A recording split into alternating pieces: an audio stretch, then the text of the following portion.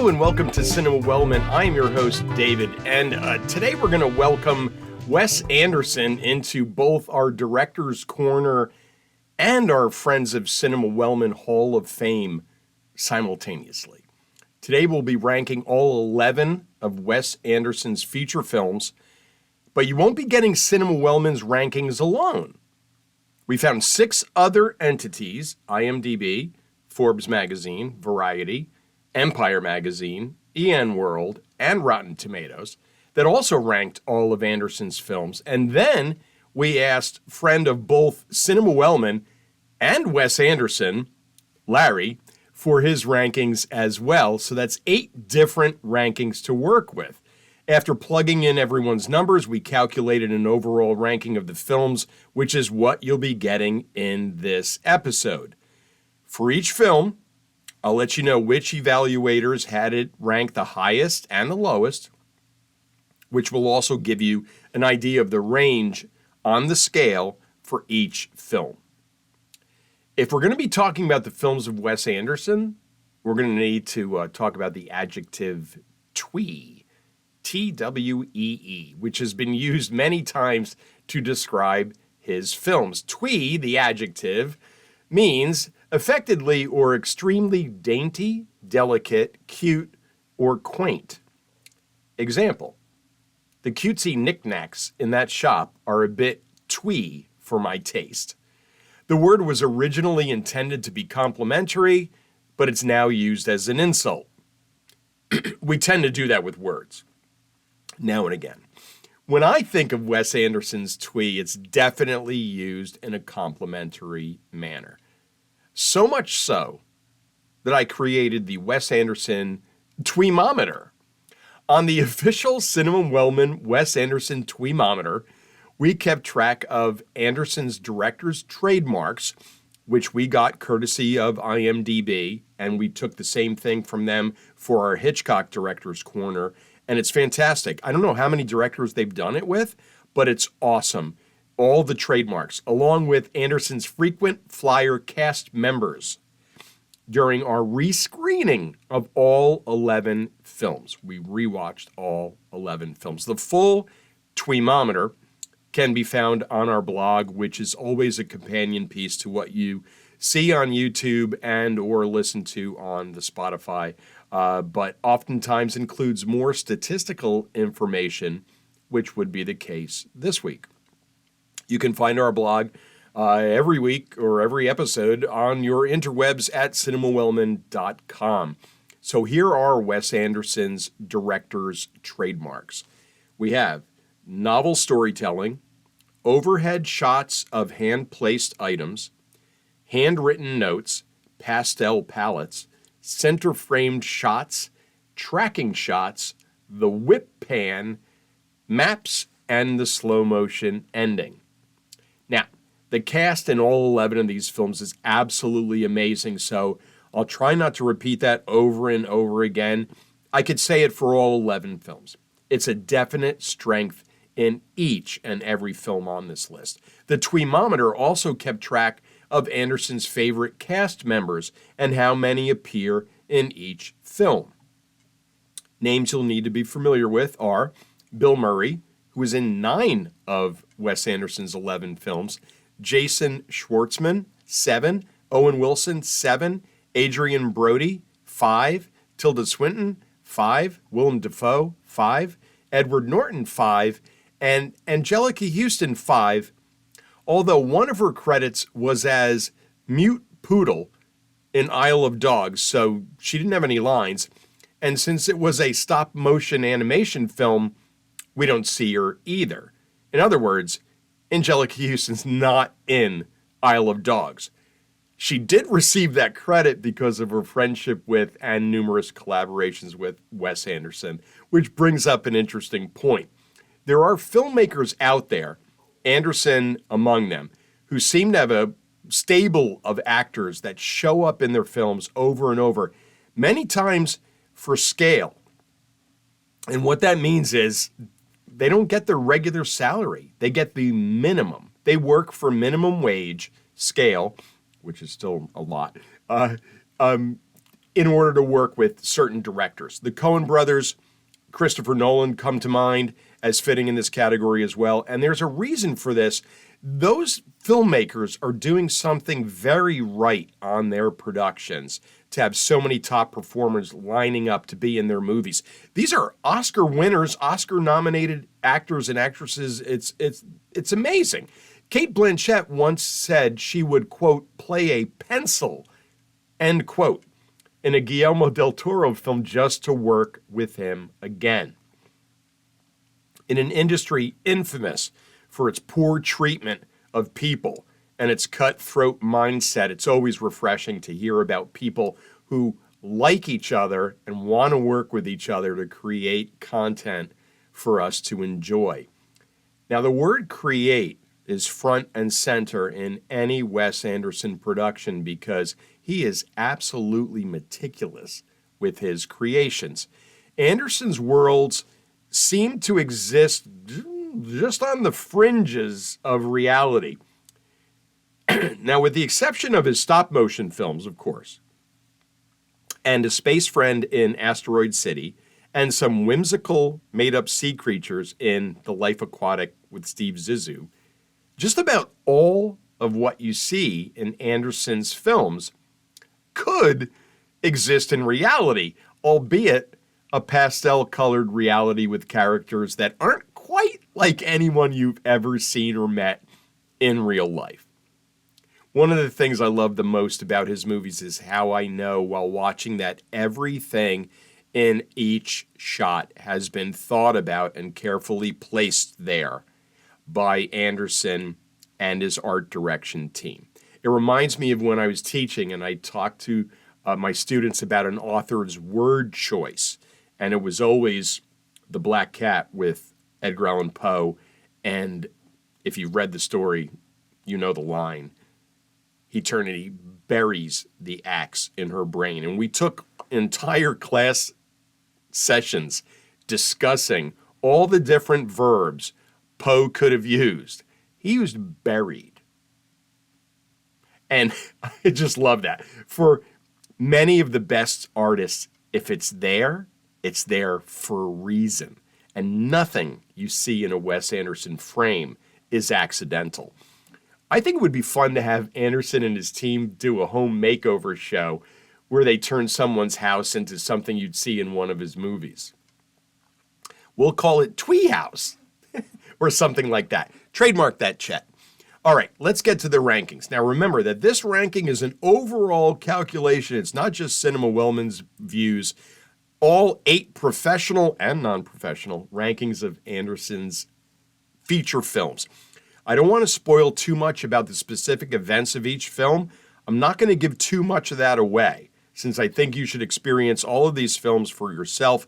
I'll talk a little bit about what's going on, but mostly we're concentrating on the tweemometer and how twee these are, and again, the overall rating of 8 different people's opinions coming into one. Now, I now like all 11 films. But believe it or not, 2 of these were actually given a bomb in the Cinema Wellman archives after their first viewing.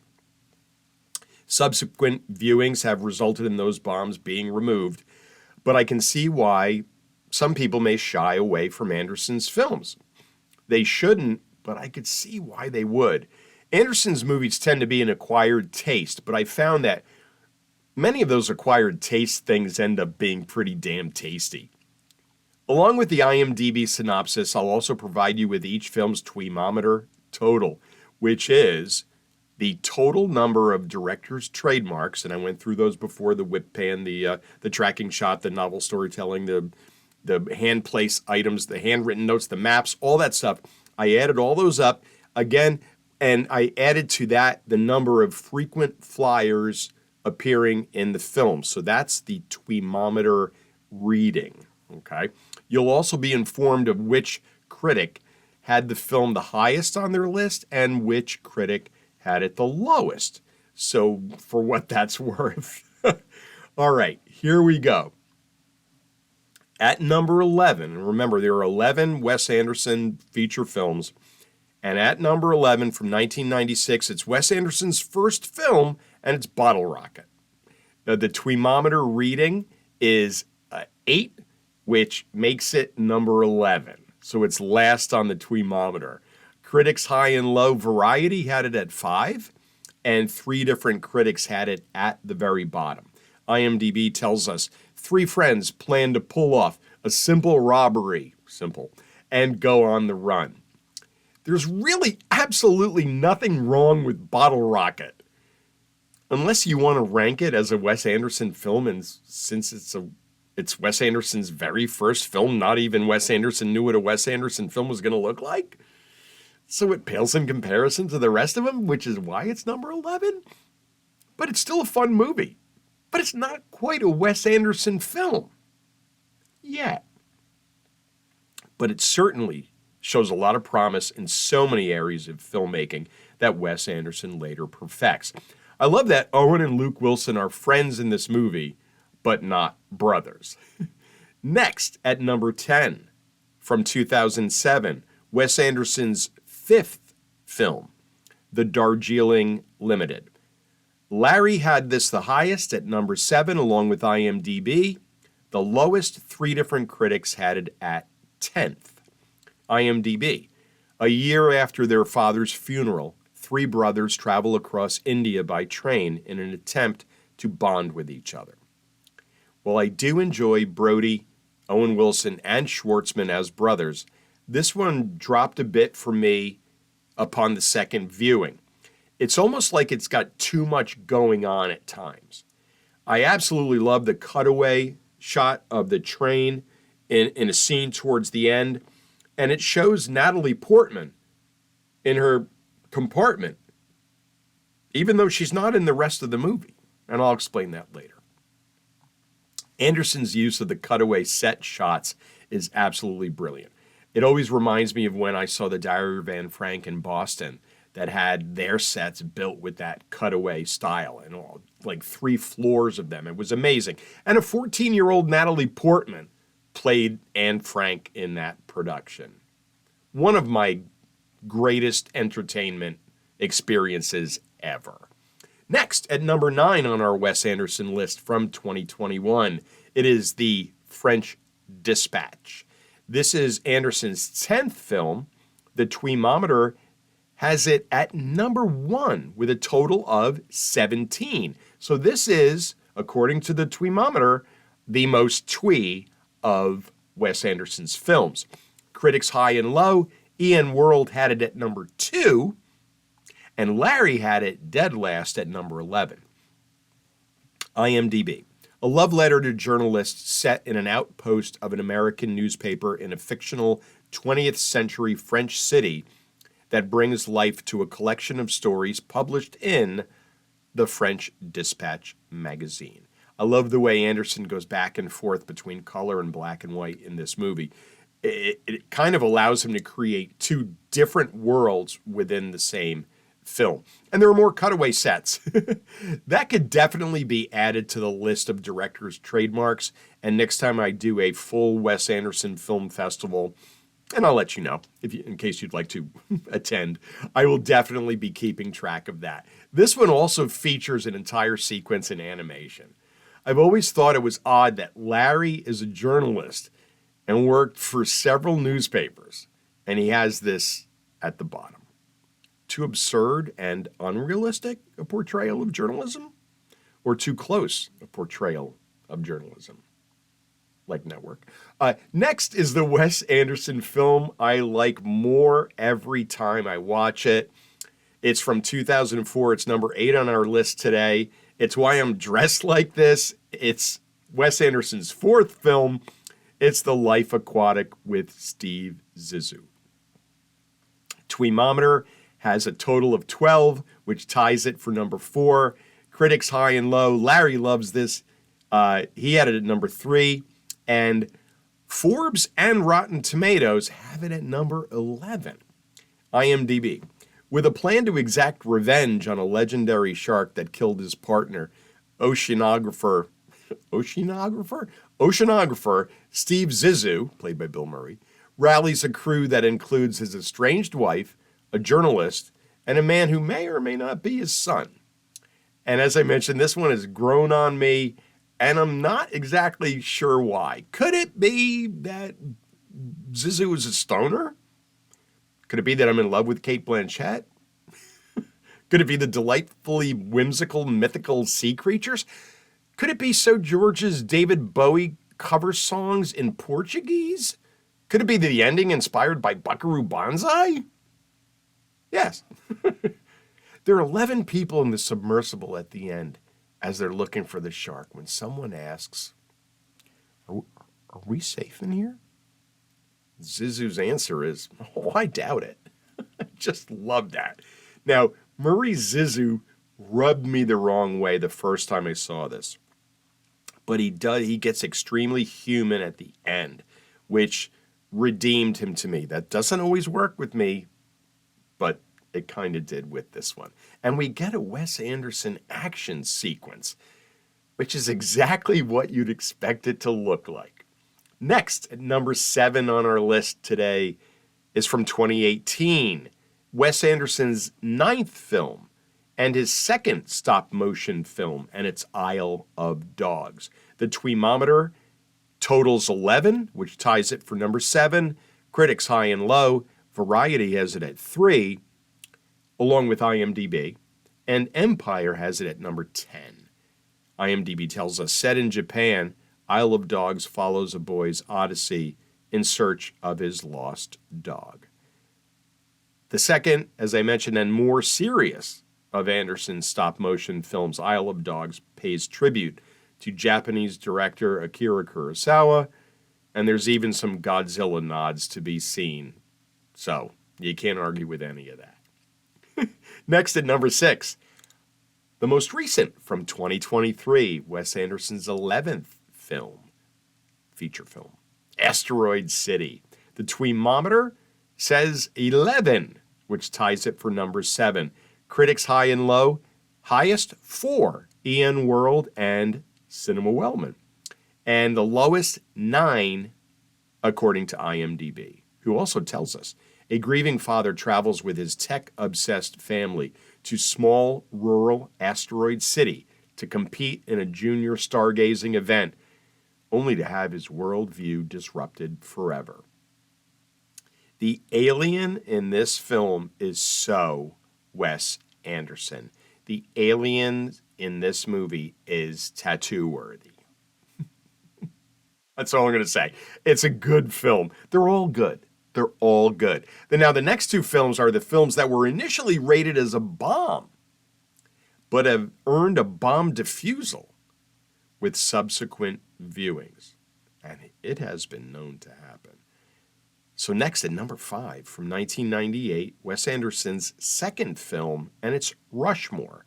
The Tweemometer says 10, which puts it near the bottom at number 10. Critics high and low, highest 2, Variety and Larry. Larry loves Rushmore. Lowest 10, Cinema Wellman. IMDb tells us, a teenager at Rushmore Academy falls for a much older teacher and befriends a middle-aged industrialist.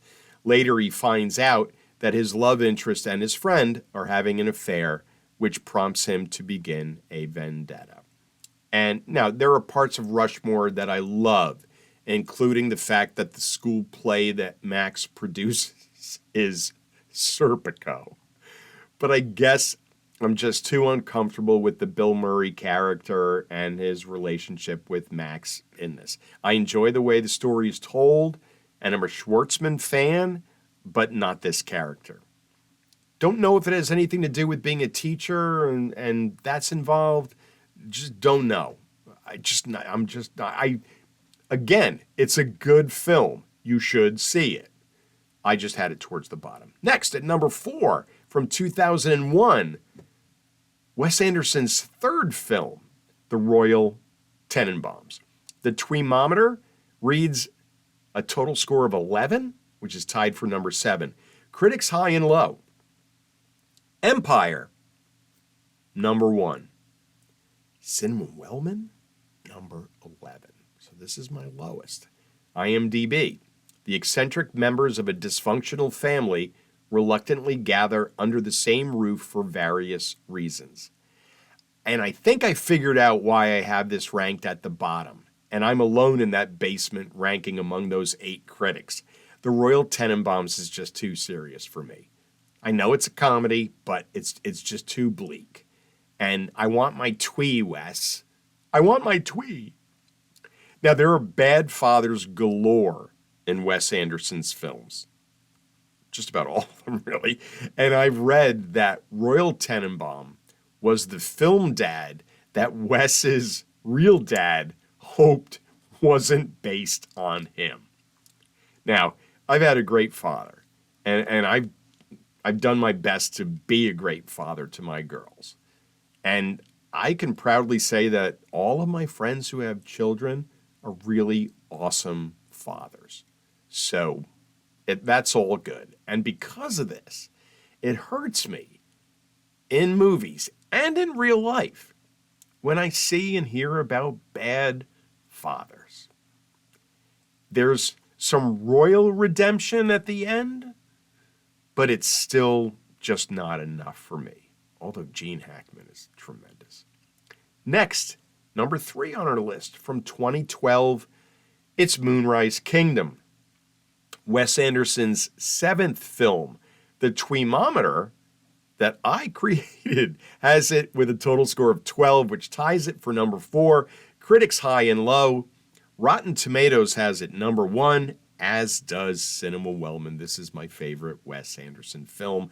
The lowest rating it got was number 7 from Variety. Here's what IMDb's synopsis tells us. 2 12-year-olds who live on an island fall in love with each other and elope into the wilderness. While people set out on a search mission, a violent storm approaching them catches their attention.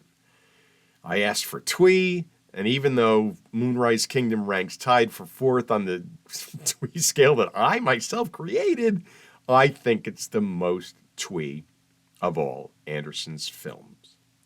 Because one thing I equate with twee is sweetness, and this film has it in bundles. I've spoken about this film in earlier episodes. I absolutely love it, so I'm not going to add any more. Other than parts of this movie make me feel like Wes is giving me a hug. Thank you, Wes. All right, number 2 on the list is from 2009, and it's Fantastic Mr. Fox, Wes Anderson's 6th film. The Tweemometer reads 11.5, which puts it at number 6. Critics high and low, not much of a range here. Highest 2, IMDb and Rotten Tomatoes. Lowest 6th by Variety. IMDb tells us an urbane fox cannot resist returning to his farm-raiding ways and then must help his community survive the farmer's retaliation. This is a delight, and having George Clooney and Meryl Streep along as Mr. and Mrs. Fox makes it even more special. It's part heist movie, it's part rescue mission movie, and there's more cutaway shots of the sets. In this case, those shots are of the underground dwellings of the animals.